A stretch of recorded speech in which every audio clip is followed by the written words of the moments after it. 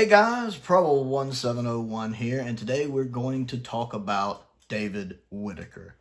I feel like David Whitaker is just not a name that a lot of Doctor Who fans are familiar with, and that's a shame because he's so integral to those early days of Doctor Who, and he's definitely one of the key parts, one of the key personnel that is the reason Doctor Who has been so successful and still exists all these years later. I'm not saying he's the only one, of course. Sid Sutton, and of course, Sidney Newman, and of course, Verity Lambert, and all sorts of other people, William Hartnell, the entire early cast. But David Whitaker was the very first script editor for Doctor Who. He script edited the first 51 episodes. He script edited From an Unearthly Child through the Dalek Invasion of Earth. And so he really, as script editor, had a lot of choices he had to make, stories he had to approve, which ones went out. He had to find writers. And I think we have to keep in mind, it's also David Whitaker who hired Terry Nation. Terry Nation, who, of course, wrote and created the Daleks. And, of course, one of the reasons Doctor Who became so popular in those early days was Dalek Mania. And the story, the Daleks coming out, and Dalek Mania just taking the country by storm. So I definitely feel like David Whitaker doesn't get enough credit for that, because he's the one who brought in Terry Nation. He's the one who commissioned the Daleks. And then, of course, David also wrote several good stories himself. He is credited with writing or co-writing 8 stories in Doctor Who. Let's have a look at them. The Edge of Destruction. A good two-parter. I'm not the biggest fan in the world of Edge of Destruction, but it's certainly not a bad story, and it has a phenomenally good ending. And you know how Prowl is about a story that sticks the landing. I love a story that sticks the landing. And The Edge of Destruction has a great ending. It's really the first time you see the first Doctor being compassionate and caring, and really kind of even admitting his own faults. Like when he tells Susan, you know, I forget the exact line, when he's like, oh, this silly old grandfather of yours. And then that's also the first time you see him be really nice to Ian or Barbara, where he actually thinks of them as companions and not just annoyances, when he's really kind toward Barbara, admitting to her that, hey, you're the one who saved us. And he actually treats them quite pleasantly. The first time that really happens is at the end of The Edge of Destruction. So I feel like that's a very pivotal moment for the Doctor's character. Because it's really the first time you really see that kind of compassion from him. He also did The Rescue. I love The Rescue. It's a great introduction to Vicky. I love the twist with the villain. If you know, you know. It's such a good twist with the villain. And I love, again, the compassion the first Doctor has towards Vicky, with him having just lost Susan, and how quickly he connects to Vicky. I feel like the first Doctor is written so well in this story, and I love the conversations between him and Vicky. And then the confrontation he has with the main villain at the end. Come on in, I've been waiting for you. I love that. I've been waiting to talk to you. And how just unafraid he is. I love how well the first Doctor is written in this story. David Whitaker also wrote The Crusade. I love The Crusade. I wish it was complete. Especially episode 4. I wish episode 4 existed, because there are parts in episode 4 that are a bit action heavy. But even only having half the story, episodes 1 and 3, great story. Love the writing. Love the casting. I really enjoy The Crusade. It's a great historical story. And I feel like if it was complete, it would probably get more attention, but just being the only Season 2 story that's partly missing, the only Season 2 or 2 story that's not complete, I feel like it just doesn't get quite as much attention because of that. And then, of course, moving into the Troughton era, David Whitaker wrote Power of the Daleks and Evil of the Daleks. 2 of the best Dalek stories ever made. Power of the Daleks is arguably the best Dalek story of all time. Arguably. It's top 5. It is top 5. Evil of the Daleks, if it's not top 5, it's top 10. Both of these stories, the Daleks are written masterfully. There is nobody on the planet that gets the Daleks as well as David Whitaker did. Not even Terry Nation. I don't even think Terry Nation gets the Daleks as good as David Whitaker did. The only person I'll say that could measure up to David Whitaker at understanding the Daleks is probably, I think it's Robert Sherman, who wrote Jubilee and Dalek. Was it Robert Sherman? Whoever wrote Dalek and Jubilee. Because Dalek is written so well. Jubilee's written so well. I think that's Robert Sherman. I think. Whoever wrote Dalek and Jubilee. They get the Daleks really well. But David Whitaker just understands the Daleks on a level that is almost unparalleled. He gets the manipulative nature of the Daleks. That they're geniuses. He knows they're geniuses. That they manipulate. That they lie. That they are deceitful. That they ultimately will do whatever they have to do to achieve their goals. And as soon as you're not useful to them anymore, well, bye-bye. I love that. And it's not just that. I love how well the stories are written. One is a 6-parter. One is a 7-parter. And they're both expertly written. It's a great introduction to the Second Doctor. That has got to be a weight to have on your shoulders.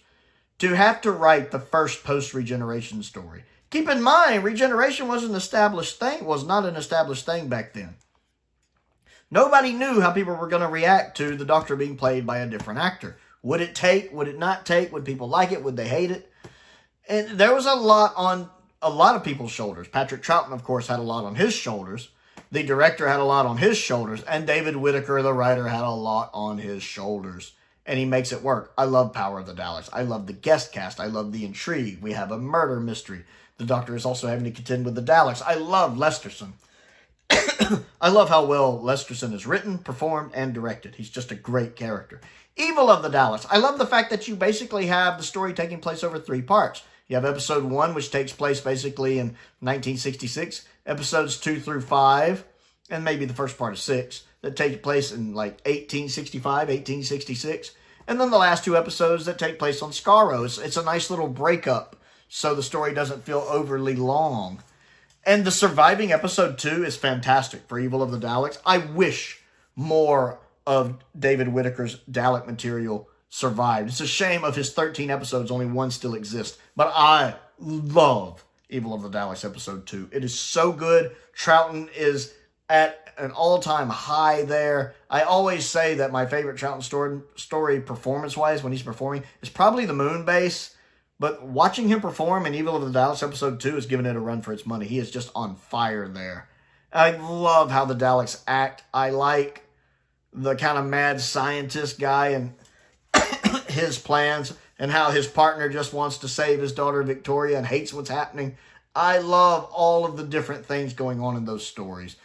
Just nobody writes the Daleks better than David Whitaker. He is so good at that. And then he also wrote Enemy of the World, which, since it has been found, has very much been reassessed and is now considered a classic. It's a great job by Patrick Troughton with his basically 4 performances. It's good writing. I love the cook in episode 3, by the way. Love him. It's good writing. Now, I'm not as into Enemy of the World as some people, but it's definitely a good story. And I think these days, since it's been recovered, it has a very good reputation. We also have The Wheel in Space. And I can say, having watched the Skinners animation, Iz Skinner and Steve Skinner's animation, I have a newfound appreciation for The Wheel in Space. I've only seen it twice, and both of them just within the past couple of years. I watched it the first time with the recon and the 2 surviving episodes, and it was okay. It's certainly not bad. None of the 60s Cybermen stories are bad. Matter of fact, I don't think any of the classic Who Cybermen stories are bad. But it's probably the weakest of the 60s. But I do have a stronger appreciation of it having seen the TARDIS Time Girl animation, because it does help it come to life and really brings it alive for me. The plot is not the greatest thing in the world. There's a couple plot holes there, but the cast is good. I still enjoy the story. I like when the Cybermen could just hypnotize people with their minds. It's a really good script, I think. Again, a few plot holes in there, a couple things I can nitpick, but I think it comes together well now that I can see a better visual representation of it. I do think if it fully existed, or if more of it existed, it would have a slightly higher standing. It's not the best Cybermen story of the 60s, but I still think it would have a higher standing. And it's still a good story. It's not a bad story by any stretch of the imagination. I still might argue it's the weakest of the 60s, but that's a high bar because the 60s Cybermen are the best Cybermen, bar none. Easy. So it's still a good story. And then, of course, he wrote part of Ambassadors. Now, there were some rewrites, of course, by Uncle Terrence and by Malcolm Hulk and I believe Trevor Ray as well. So there was a lot of people working on Ambassadors. But Ambassadors is still a great story. I love Ambassadors. Perhaps a tad long, but a great story. I love the main story of the aliens aren't actually the bad guys. Some of the humans are the bad guys. And David Whitaker definitely deserves credit for that, as he's the one who had the initial idea for that and the original writing for that. So that's 8 stories. None of them are bad.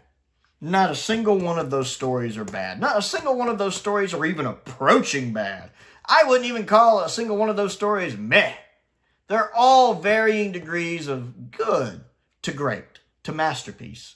Not a bad one in there. I have said on this channel many times that Robert Holmes is the best writer Doctor Who ever had. And I stand by that. But if there's someone out there that's giving him strong competition for that title, it's David Whitaker. David Whitaker, with his 8 stories that he either wrote or co-wrote, not a single bad one in the bunch. Edge of Destruction, not my personal favorite, but a great ending that makes up for it. The Rescue, fantastic. I love The Rescue. The Crusade, excellent. Great story. Would be even better if it was complete. Power of the Daleks, one of the greatest Doctor Who stories of all time. Top 10 greatest Doctor Who stories of all time. Evil of the Daleks, one of the greatest Dalek stories of all time. Still a fantastic story, and it's the season finale of the best 60s season, in my opinion. Fantastic. And then we have Enemy of the World, which is good. I like Enemy of the World. It has a reputation these days of being quite fantastic. I think it's really good. Or at least good. I think it's better than average. Wheel in Space, good. I like Wheel in Space. Again, maybe the weakest of the Cybermen, but that's saying a lot considering all of the 60s Cyberman stories are very good to one degree or another. Still good. And then Ambassadors of Death, which is great. I like Ambassadors of Death. There's no flaws here.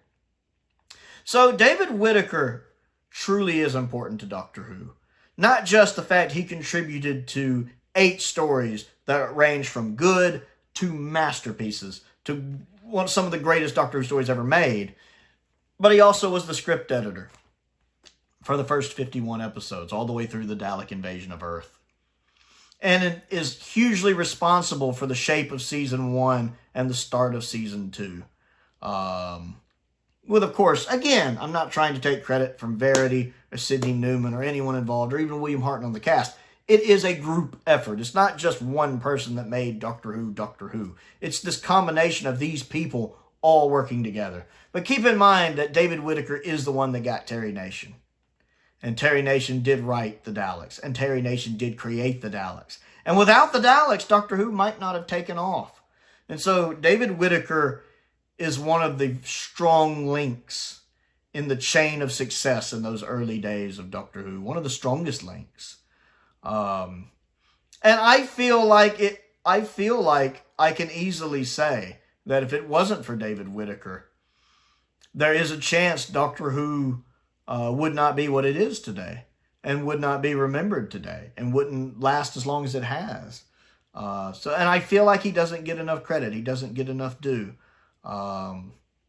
He's the Whitaker in Doctor Who you don't really hear enough about, and it's a shame because he contributed so much to this show in those early days, all the way through the Pertwee era, or all the way into the Pertwee era. And I figured here on February the 4th, 2025, 45 years on the anniversary of his passing, because he passed away February the 4th, 1980. I thought on the 45th anniversary of his passing that we should talk about him. He also has a fantastic documentary called Looking for David on the Season 2, The Collection Range. It is wonderful, wonderful. That's probably another one of Chris Chapman's, I believe. I'm not 100% certain, but it probably is. Chris does such great work with these. And it really does a lot to talk about David and the highs of his life, the lows of his life, and a lot of the tragic things he had to go through. But Doctor Who wouldn't be the same without him. And I wanted to kind of honor his memory. So what do you think of David Whitaker And what do you think of his contributions to Doctor Who? What do you think of his 8 Doctor Who stories and his role as script editor? And what are your thoughts on the man in general? Comment down below and let's talk about it. Don't forget to click the like button and the subscribe button as well. I certainly appreciate that. I also have a Patreon. If you would like to support me on that, there is a link to that down in the description below. I have several different tiers to choose from. I want to give a shout out to some of my top tier patrons: Colin Coney, Sam Venning, Unknown289, Finn Perkins, and Paul Gibbons. I appreciate their support as I do the support of all of my patrons. It's very much appreciated. My YouTube members as well. I have a P.O. box if there's anything you'd like to send me to look at and review. I love getting fan mail. Makes my day. I also have a link to my Amazon wishlist down there and a link to my Amazon UK wishlist down there as well. Check those out. Most importantly, thank you for watching.